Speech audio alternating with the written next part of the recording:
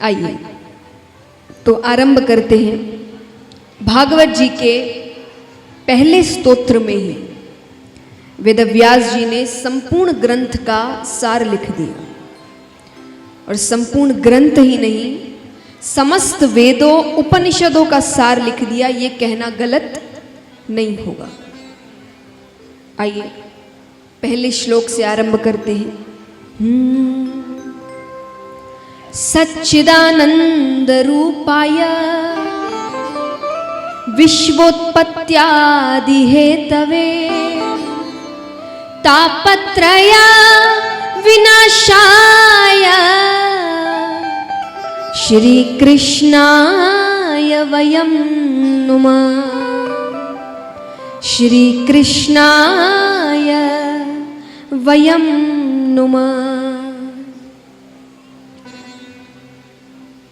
शास्त्रों में आज देखिए ज्ञान की बातें ज़्यादा है, तो थोड़ा ध्यान से सुनिए। कल से आप भगवान की लीलाएं, भगवान के उत्सव आरंभ होंगे, पर आज आपको हम श्रीमद् भागवत का महत्तम सुना रहे हैं। महत्तम यानी महत्व।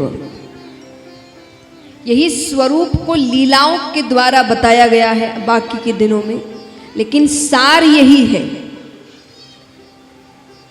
तो शास्त्रों में भगवान के 3 स्वरूप बताए गए हैं, सत्य, चित्त और आनंद, मिलाकर हुए सच्चिदानंद। सच्चिदानंद रूपाय, ये भगवान का रूप माना गया है। तो क्या क्या है सच्चिदानंद में? सत्य, चित्त और आनंद मिलाकर हुए सच्चिदानंद। सत्य माने सच्चाई, सच, सत्य। सत्य क्या होता है? अगर परिभाषा पूछी जाए आपसे, सच की परिभाषा क्या है? जो कभी बदलता नहीं, अडिग रहता है, वो सच होता है। सच कभी बदलता नहीं। कोई भी परिस्थिति आए, कोई भी व्यक्ति आए, झूठ हर परिस्थिति, हर व्यक्ति, हर समय अनुसार बदलता है। इसीलिए कहते हैं एक झूठ को छुपाने के लिए 100 झूठ बोलने पड़ते हैं, है ना? 100 झूठ क्यों बोलने पड़ेंगे? क्योंकि आपको हर व्यक्ति, हर परिस्थिति के लिए एक नया झूठ बनाना पड़ेगा। एक ही झूठ सबको नहीं बोल सकते, आप पकड़े जाएंगे। तो अब हर व्यक्ति से, हर लोग से फिर समय बदलेगा तो वो झूठ और थोड़ा टेढ़ा मेढ़ा होगा। लेकिन सच ऐसा नहीं है। सच कितना भी समय निकल जाए, कोई भी व्यक्ति हो, उसके सामने वो बात एक ही रहेगी, वो कभी बदलती। तो जो कभी ना बदले वो सच। तो इस दुनिया में ऐसा कौन है जो कभी बदलता नहीं? एक की को नहीं उत्तर देना है, सबको देना है। कौन है ऐसा? भगवान। भगवान कभी बदलते नहीं। आप और हम यहां नहीं थे तब भी वो थे, आप और हम यहां हैं तब भी वे हैं, और आप और हम यहां से चले जाएंगे तब भी वो रहेंगे। वो कभी बदलते। तो आश्रय उसका लेना, सहारा उसका लेना जो बदले ना। जो बदल जाए, आपको धोखा दे दे, आपका साथ छोड़ दे, ऐसे का आश्रय लेकर क्या होगा? तो भरोसा किस पर रखना? जो कभी बदलता नहीं है। संसार बदलता रहता है, और संसार सच कैसे नहीं है? क्योंकि कई लोग हैं वो कहते हैं कि आप कहते हैं कि भगवान सच है, पर भगवान तो दिखते नहीं, संसार तो दिखता है। तो जो दिखता है उसी को सच मानेंगे ना। लेकिन सच का मतलब, परिभाषा तो ये नहीं है कि जो दिखे वो सच है ना? सच की परिभाषा क्या थी? जो कभी बदले नहीं, अडिग रहे। तो संसार तो ऐसा नहीं है क्या?